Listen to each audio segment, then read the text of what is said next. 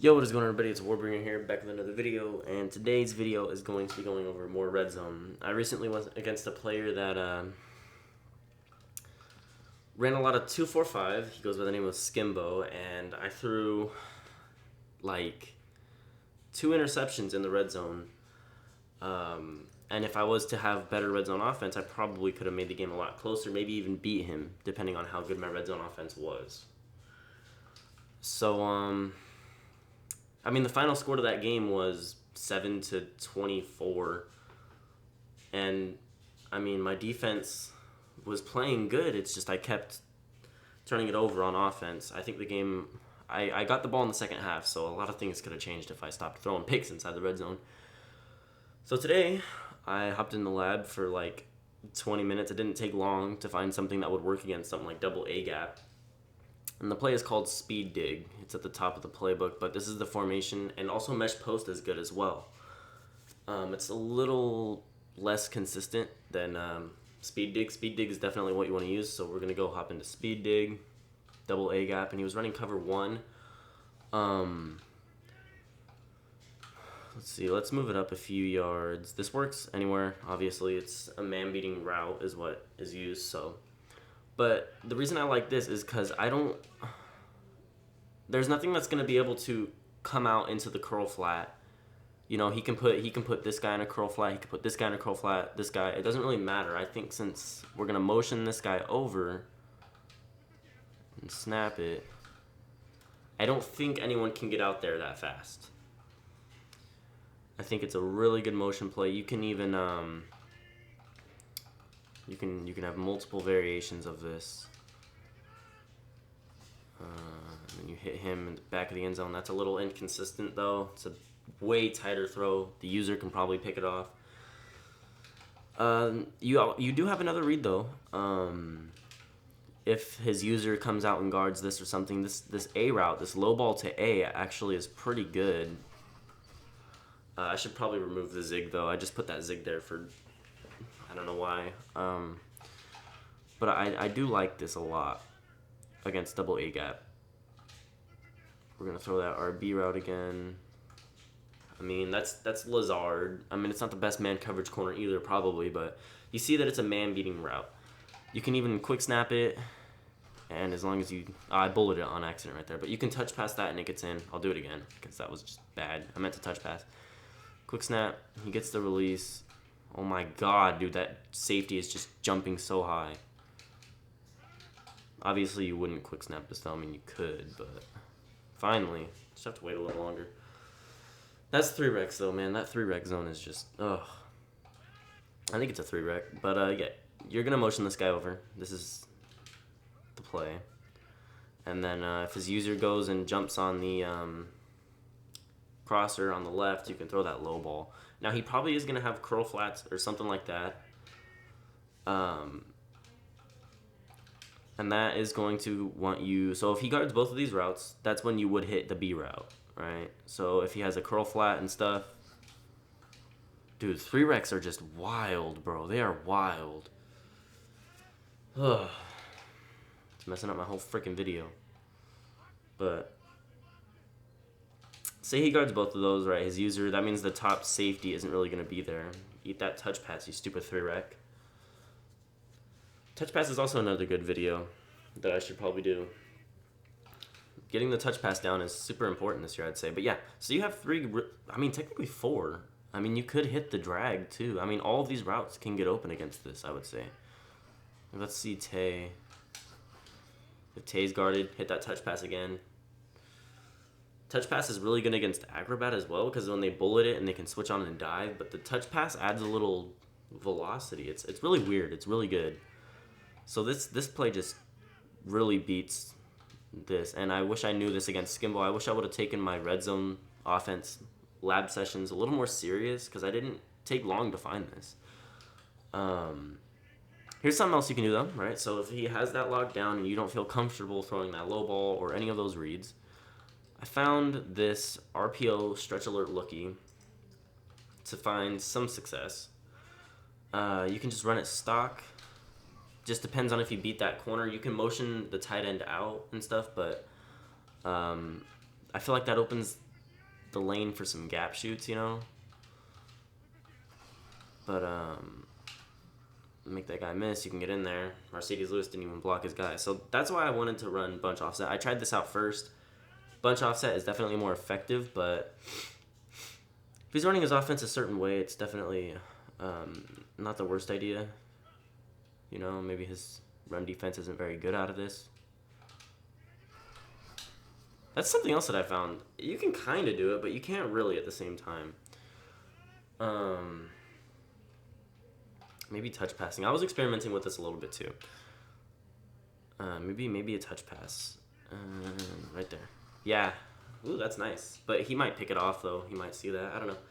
Who knows?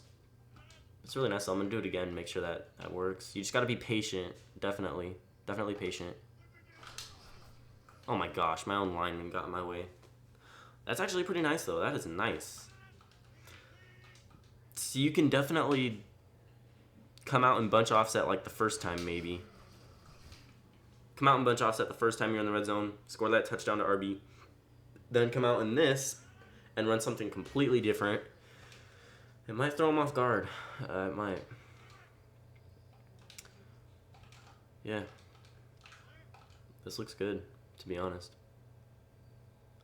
The only thing you have to worry about is him understanding what's going on. Oh my goodness. See? Ugh. So, we're going to go over mesh post now. Where is it? Mesh post. Against this, you're going to do the same thing. Oh, Jesus, I just chose mid blitz. Sorry, my fault. Bunch offset, mesh post. Alright, so we're going to block the running back and smart route B and motion him over. So it's the same concept, just a little bit different. And if he can beat his man, that's such a horrible animation, dude.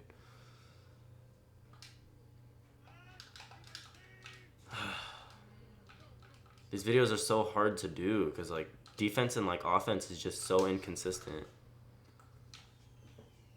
It's like you can never repeat the same thing over and over. It's just because the game doesn't allow it.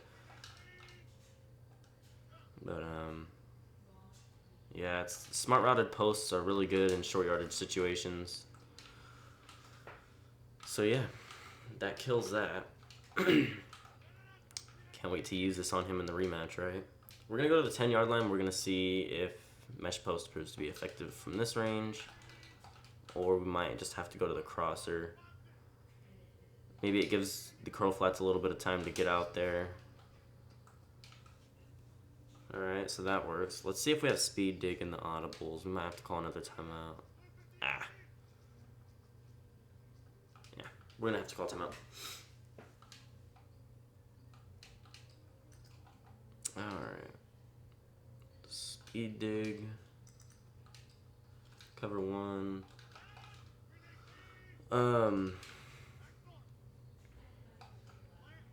I've motioned B over before. That B route isn't so good at beating man cover. That's probably a pick. He can switch on and pick that. Maybe we have to experiment with this a little bit when we're further away.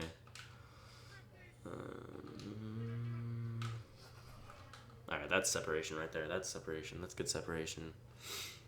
So yeah, just make sure when you're in the red zone, you're doing a lot of touch passes. Touch passes are super important when you're in the red zone. You want to stay away from that user. You want to stay away from any click-on interceptions. Those are what hurt you. See, if I bullet that, he can switch on and pick that off. Even though Lazard has the separation. You can motion snap this too. That crosser is always going to separate unless something stupid happens. I don't know. But you can also motion snap this and see if that gets open. That did really well from 10 yards out. So something you'll have to do against somebody good like Skimbo is probably pump fake that, get him away from it, and then lowball that like that. That's a pretty nice dot from 10 yards out. So probably in the red zone I'm going to be running a lot of bunch offset is what it seems like, because this is nice. Even with a route tech, if you have a route tech out there, you could probably even do something like this. Oh, he just killed him. Yeah. If you have a route tech out there, keep that in mind. So, yeah, I think that'll do it for the video. I wanted to get this out there because double A gap has been a really good defense lately. I can dot it down the field, right? I can dot it down the field in my gun type flex. I was getting down the field on him. It's just that red zone I threw 2 picks in. That was the. I mean, Skimbo just made me kill myself, to be honest. Wish I would have known this against him. But so we're gonna show you guys that it's very possible to go crazy against. So we're gonna run mid blitz right here. This is another way. This is actually really good because I didn't point this out in my other way how to kill mid blitz. If you block this running back, and you motion this guy out to the right, the only reason mid blitz comes in is because they step in a gap, right? They hover in a gap, and it makes the running back, when he's out in the backfield, it makes him glitch out, and he misses an edge rusher because he's so focused on that user hovering in the gap. So when you motion this guy out, he's not going to get confused. He's going to pick up that edge rusher, and you're going to be able to throw like a crosser or something, see how he picks that guy up. And this is what I was doing against Skimbo a lot. I was throwing that crosser to Chase Claypool a lot. Like, Chase Claypool's that guy on Ultimate Team.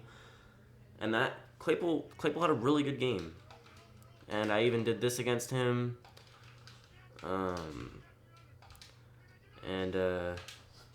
Tay obviously gets open on that. So yeah, it's not hard to beat double A gap necessarily in gun type flex when you're away from the end zone, but once you get into the red zone, that's when it gets really, really tough on you. And that's why I had to find something different.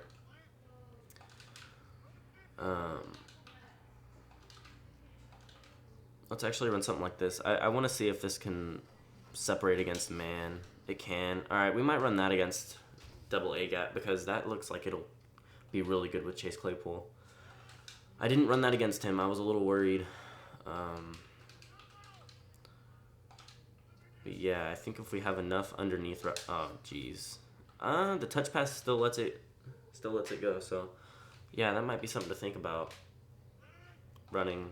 But you guys are going to see right here, it's probably going to get blocked right now because they haven't like spread their D-line and pinched middle and stuff. But see, he picks him up there. But in a real game, the way they hover in the gap and spread the D-line and pinch them, like crash them middle and stuff, it's not going to get picked up. And you have time to get this route off, but I don't know. I threw it once. It was a pressure inaccurate. It's just not worth trying, in my opinion. Maybe sliding left and IDing that guy, but I don't know. I don't think that's a very good way. I think I've tried that before and it just didn't work because the way that guy hovers, the way they do it is they hover in the gap and they man themselves up on the running back, and that really glitches out the running back being in the backfield. So it's super important to put him on the line of scrimmage. Here's another man beater. This X route to Devontae Adams also burns it. I don't know why, but it burns it. But like against Skimbo, he has deep route KO, so I wasn't able to really catch it. I don't know why that route gets like suction animations like that all the time, but it does. Let me pass leader out there maybe. Yeah, because I had Tyreek Hill and he was still getting caught up to and stuff. I was just like, ugh, it's annoying. But it does get over the top of it, and if you get enough throw and get enough separation, it'll torch it.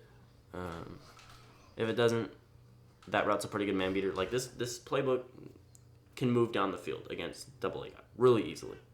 You can move really easily, and you have to put that guy on the line of scrimmage though. You can't get lazy and just block him. But that's gonna do it for this video. Thank you guys for watching. Make sure you check out my Twitch streams at twitch.tv/warbringer23.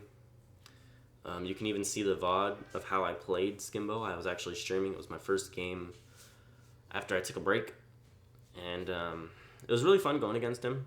I just wish I would have known these red zone plays because I think I could have made that game a lot closer. Made a little bit of a name for myself, but that's gonna do it. Thank you guys.